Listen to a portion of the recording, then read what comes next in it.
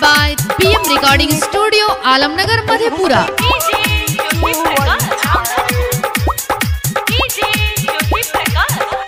गे छौरिया देखी तो जवानी मुँह से पानी छूटे छै। गे छौरिया देखी के तो जवानी मुँह से पानी छूटे छै।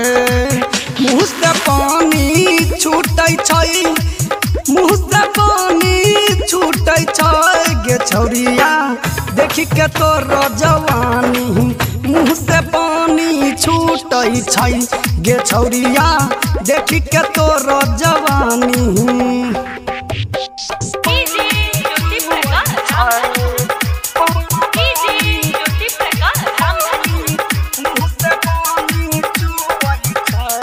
Mixed by Balabhadra Singh. कि तोरा ठोर में शोभौ ठोरंगा देखी भे गेलो मन हमरो चंगा। गे छौरी भे गेलो मन चंगा छौरी गे।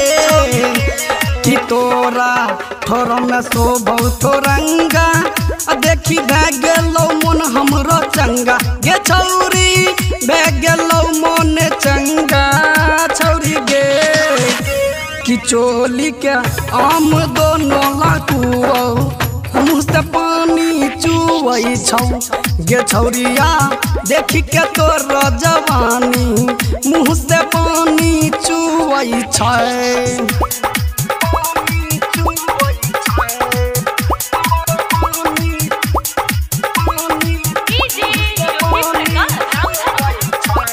Presented by BM Recording Studio, Alamnagar, Madhepura.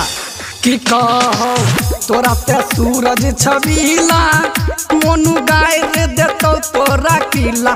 गे छौरी गाय रे देतो किला छौरी गे।